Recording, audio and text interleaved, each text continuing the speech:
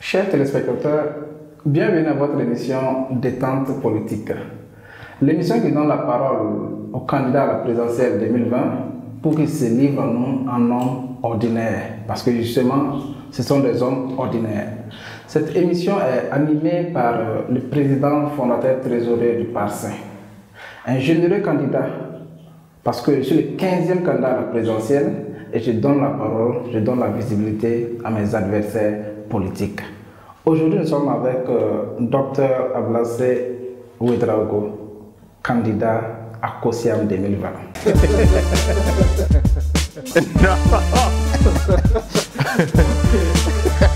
Docteur, commençons justement par là où vous avez obtenu votre titre de doctorat.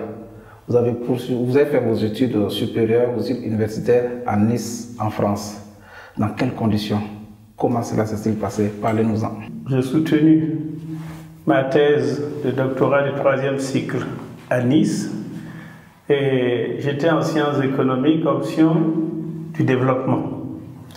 Et j'ai obtenu donc cette thèse avec une mention très honorable, avec les félicitations du jury. Mais avant d'arriver à la thèse, je veux mentionner que j'ai commencé mes études supérieures au Gabon. Au Gabon? À l'Université nationale du Gabon, avec une bourse interafricaine de l'Association des universités africaines. C'était des bourses nouvellement mises en place et qui récompensaient les élèves qui obtenaient le bac avec une mention. Et moi, j'avais obtenu une mention assez bien, en série B, économie. Et quand j'ai fini avec le Gabon, où j'ai fait un diplôme d'études générales, je suis revenu au Burkina Faso, j'ai abandonné la bourse étrangère et je suis parti avec la bourse nationale, qui n'était pas énorme à l'époque, ça devait faire 27 500 francs. Qui n'était pas énorme, mais en France. Vos camarades, ils sont restés au Burkina, ils n'ont pas eu cette chance. Bon, ben écoutez, quand on vous dit de vivre en France avec 550 francs, à l'époque, ce n'était pas du tout simple. Donc, on a été obligé de faire des petits travaux pour compenser. Là-bas? Donc, oui. Et au Gabon, c'était bien parce que j'ai appris la vie d'étudiant, ce qui m'a préparé pour aller dans une université beaucoup plus importante.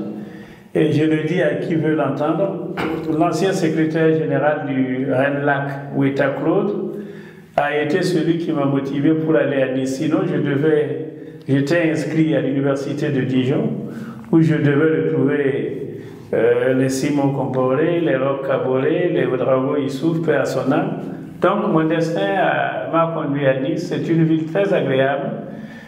Les gens pensent que la vie est très chère, c'est vrai, mais il y a quand même des endroits pour les pauvres. Et nous, on s'en sortait très bien. Oui, je profite de saluer les habitants de Nice que je connais au passage. Ah ben voilà. Voilà. Alors, ça fait quoi de se retrouver burkinabé parmi ces blancs pour faire des études? Ça s'est passé bien? Il n'y a pas de couac, aucun souci? Non, je pense que j'ai été préparé depuis l'école primaire. Parce que moi, j'ai fait mes études primaires à l'école primaire publique de Boussé, aujourd'hui dans le Poulouévo. Un enfant que vous enlevez à 6 ans et demi de ses parents et vous allez le confier à une famille. Donc, ça, c'est une vie qui m'a préparé et qui m'a aguerri aux difficultés et puis aux défis. Et après, donc, Boussé, j'ai été admis au lycée Philippe Zenda Kaboré en 1965 parce que j'étais parmi les plus jeunes. Et voilà comment j'ai eu la filière enseignement long qui m'a conduit donc au bac en juin 1973. Parlant de Boussé, nos services de renseignement nous indiquent que Ablassé, à l'école primaire, était un enfant turbulent. qui frappait ses camarades, qui pleurait pour le couscous et que le maître est obligé de calmer avec la chicotte. Non, non. Je crois que vous n'avez pas de bon service. D'abord, il n'y avait pas de couscous à l'époque. Ah, vous n'avez pas connu ça? Non, non, non. De deux, j'étais le plus petit de la classe parce que je n'avais que 6 ans et demi, les autres avaient 7 ans et un peu plus. Donc, et puis comme j'étais étranger, parce que comme je vous dis, j'ai quitté mon village pour venir et on m'a confié à un tuteur. Donc, je ne suis pas un territoire conquis, donc j'étais beaucoup plus dans la peur que dans, j'allais dire, l'arrogance ou bien dans... Non, non. Ablacé n'a pas eu cette éducation et même jusqu'aujourd'hui, tous ceux qui me connaissent savent que je ne suis pas quelqu'un qui aime la violence. Je préfère parler, je peux tout supporter dans mon ventre, mais je n'éclate jamais. Vous êtes pondéré, modéré? J'essaie de me contenir. Vous vous rappelez le nom de votre maître de CP1? Tout à fait, parce que c'est grâce à lui que je suis arrivé où je suis, puisque comme je vous dis, j'avais 6 ans et demi, le recrutement se faisait pour les enfants qui avaient 7 ans. Ils ont recruté 63 bambins, je me souviens comme si c'était hier, et on dit c'est terminé. Et moi qui ai fait avec mon pauvre vieux, derrière le porte-bagages de son vélo, les 55 km qui séparent d'Abalé de Boussé, j'ai compris que mon destin se jouait. Puis j'ai éclaté en sanglots, j'ai pleuré. Et le directeur de l'école s'est approché de mon papa et lui a dit « Vieux, nous allons garder l'enfant parce qu'on voit qu'il veut aller à l'école. » Parce qu'à l'époque, ce n'était pas évident, ce n'est pas tout le monde qui voulait aller à l'école aussi. Et s'il arrive à tenir, on va le garder. S'il ne tient pas, on va vous appeler pour que vous veniez récupérer votre enfant. Et le maître du CP1, justement, m'a pris en charge. Il m'a mis en confort, il m'a mis en confiance. Je ne peux pas l'oublier. On retiendra donc à placer cette batue pour être inscrit à l'école. Tout à fait. Mais c'est la volonté de Dieu. Parce que je pleurais sans savoir ce qui m'arrivait. Il nous revient que vous étiez très fort en récitation et en chant. Bof. C'est de quoi vous vous rappelez? Pas exceptionnel. Ni en récitation ni en chant. Vous vous rappelez au moins de quelque chose? Non, j'étais un élève, j'allais dire... Est-ce que vous vous rappelez soit des récitations, soit des chants? Si je vous dis que je vais vous réciter ou bien je vais vous faire une chanson de l'école primaire, il y a de fortes chances que je me trompe. Donc, je préfère ne pas essayer.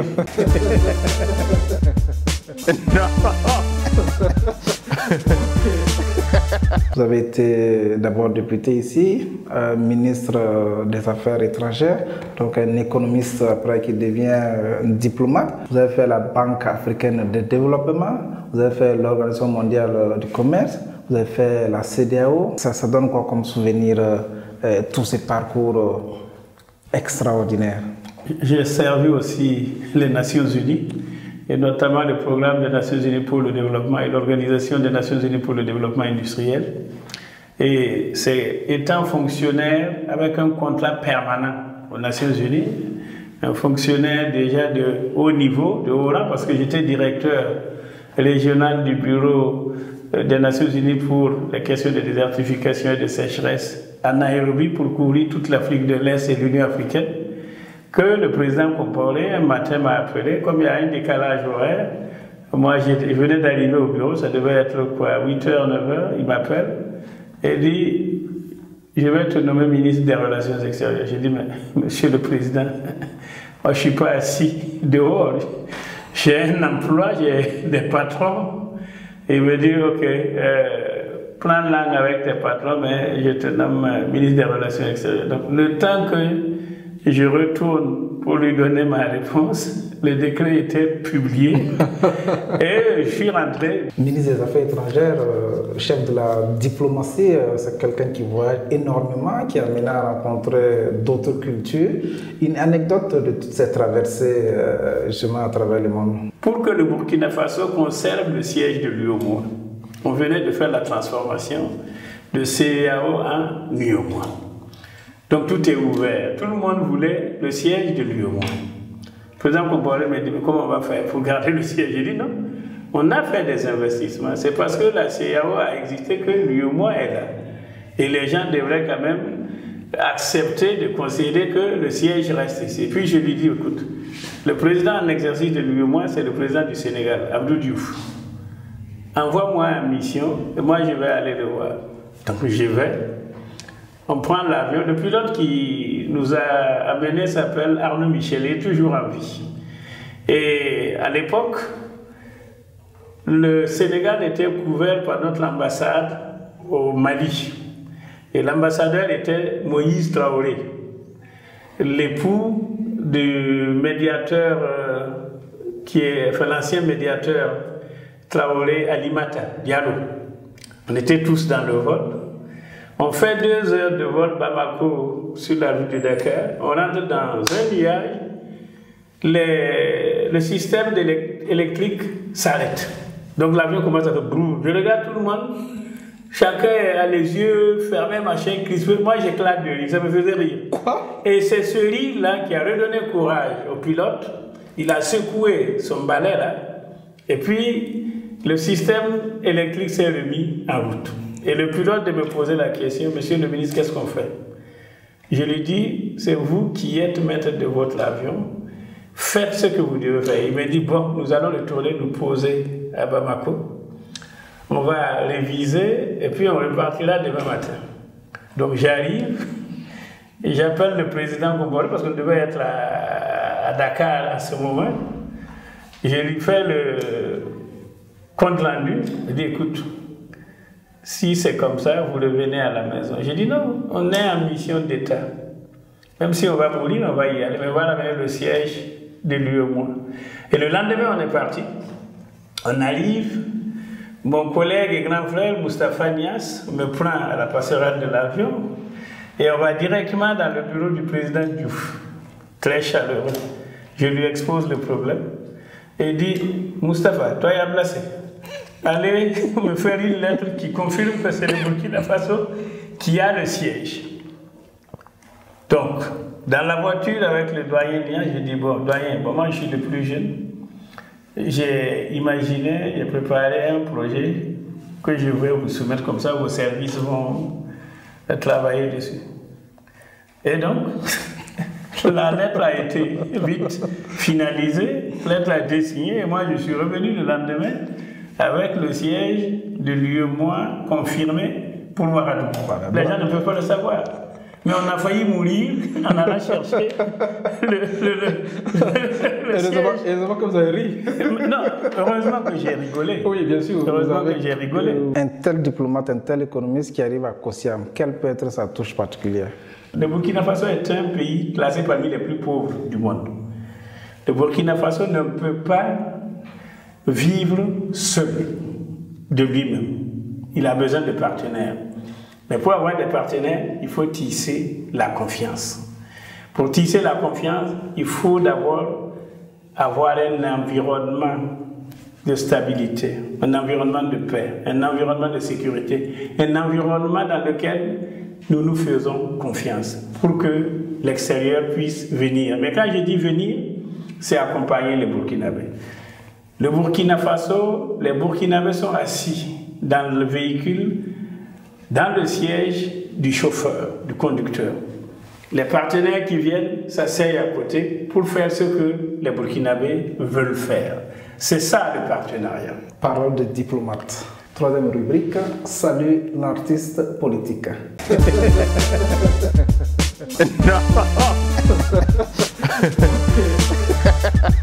Docteur Blassé, la politique est un art, n'est-ce pas? Ben moi je suis venu...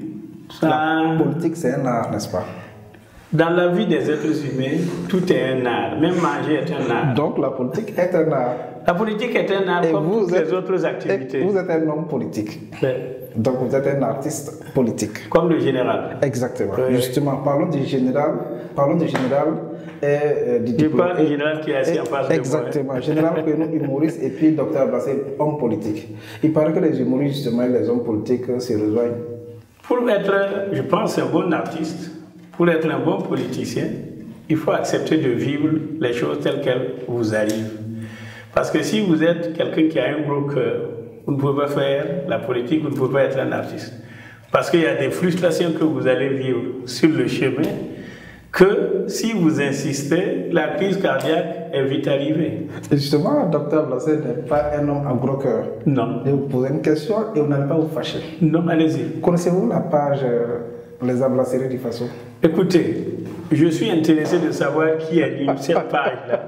Ce sont mes collaborateurs qui suivent ça, qui me rapportent. J'ai même cherché à identifier par les voies normales, mais jusqu'aujourd'hui, je ne sais pas qui anime ça. La personne est tellement intelligente qu'il fait passer des messages sous mon nom. Pourtant, je n'y suis pour rien. Il utilise ma photo et il imagine ce que j'aurais pu dire et il me l'attribue. Bon, quelque part, ça me donne de la notoriété. Ah, bien sûr, bien sûr. Comme je ne sais pas qui le fait, je ne sais pas dans quelle intention il le fait, et comme je n'ai pas la possibilité d'identifier cette personne, je vis avec. Non, c'est une page très drôle. Moi, par exemple, je la suis pratiquement tous les matins. Ah ben voilà. C'est une page au cœur de l'actualité. Ben, non, mais à votre place, je ferai tandem pratiquement avec la personne. Mais j'ai cherché à l'identifier. Alors, si cette personne nous écoute, qu'elle sache que Ablassé Ouedraogo souhaite avoir un contact. Ablassé n'a rien contre la personne. Non, absolument pas. Mais bien sûr. Ce n'est pas mon genre. Et de toutes les façons, ça ne me dérange pas. Ce qu'il dit là, j'aurais peut-être pu le dire. Où est le problème? Donc, il fait mon travail à ma place. C'est pour cela que je veux le contacter. Pour clore cette rubrique, vous allez nous raconter une blague. Pour vous dire toute la vérité. Oui.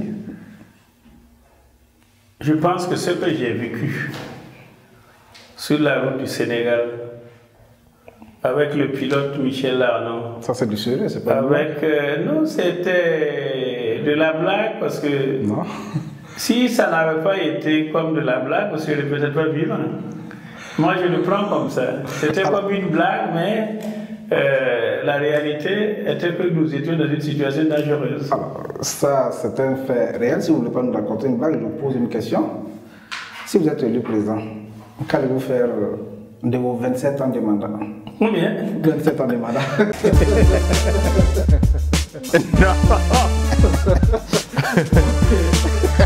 On sait que vous êtes promoteur d'une boîte de nuit.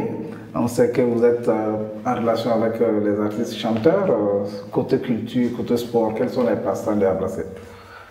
Vous savez, moi j'ai eu une grande chance. J'ai beaucoup voyagé.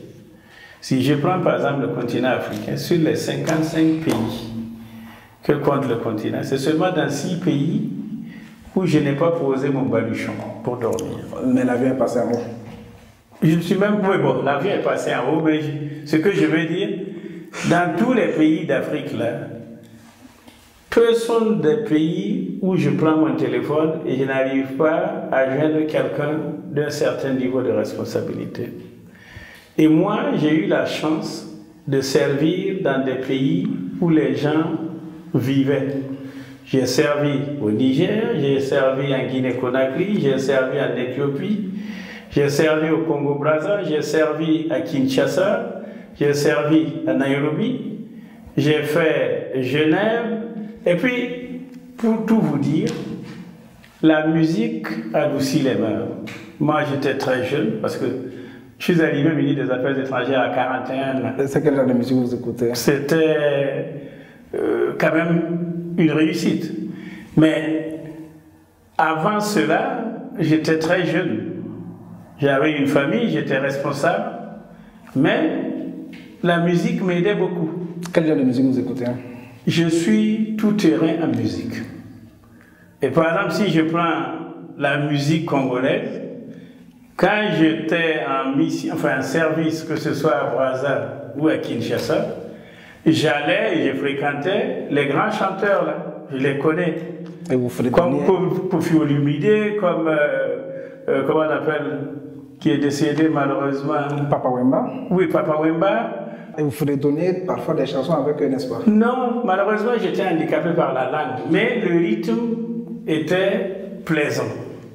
L'amour de la musique de Ablassé ne date pas d'aujourd'hui. Et moi, je suis un monsieur qui est très ouvert et je soutiens les efforts des autres. J'ai même organisé ici une assemblée générale là, sur 3-4 jours sur la musique.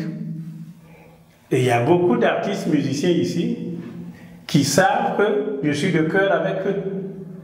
Mais chacun, vous ne pouvez pas plaire à tout le monde. D'aucuns diront oui, il va en boîte, la boîte là, c'est pas fait pour les animaux. Si on l'a créé, c'est pour les êtres humains. Maintenant, quand vous êtes dans cet endroit, ça dépend de ce que vous faites. Aussi simple que tout le monde a besoin de se distraire. De se distraire, moi, de se détendre. Voilà. Justement... Avant ça, j'ai fait du judo dans la vie. Ah bon? Je suis ceinture noire première dame. C'est pour cela que je sais garder mon calme. Parce que je suis sûr de mes forces. Oui, si tu me provoques et si j'arrive à t'attraper, je saurai comment te faire tomber. Considérez les questions que vous avez posées, ne les prenez pas mal. Non, je ne vais pas ça vous... vraiment fair play, parce que vous me dites... Je ne vais pas vous faire du hip-hop sur Nagé. Non, je ne vais pas le faire. Parce que... Mais je vous dis tout ça, tout simplement pour que les gens comprennent que nous sommes tous des êtres humains. Nous avons nos forces, nous avons nos faiblesses. Il ne faut pas critiquer sans comprendre. Chacun vit sa vie. Personne n'est venu en vie ici avec quelqu'un. Tout le monde va repartir, chacun à son tour. Mais quand vous voyez les mauvaises langues qui s'essayent, qui disent du mauvais, c'est parce qu'eux-mêmes ils ne peuvent pas faire. Tout le monde veut vivre, tout le monde veut avoir la belle vie. Là, c'est un homme de paix. Moi, je suis un homme de paix, je suis un homme de sérénité, je suis un homme généreux. C'est-à-dire que quand je vois quelqu'un comme le général, je veux qu'il soit comme moi ou plus que moi. Je n'ai pas de mauvaises intentions, je n'ai pas de mauvaises idées sur qui que ce soit. Et surtout, vous allez lui faire plaisir au général connu et à vos téléspectateurs en fredonnant quelque chose, même si c'est une chanson. Ça, je ne vais pas le faire. Mais bien sûr, du genre de drapeau par exemple. Je ne vais pas le faire tout simplement parce que je suis piètre. Non, mais non. Non, je ne vais pas être ridicule devant les téléspectateurs. Non. Je ne vais pas le faire. Je ne vais pas le faire. Je préfère rester comme je suis et c'est très bon. C'est avec cette image de l'homme ceinture noire judo que nous allons clore cette émission. Désolé, je ne vous ai pas dit bonjour au départ, donc bonjour. Mon général, bonjour. Fin de l'émission.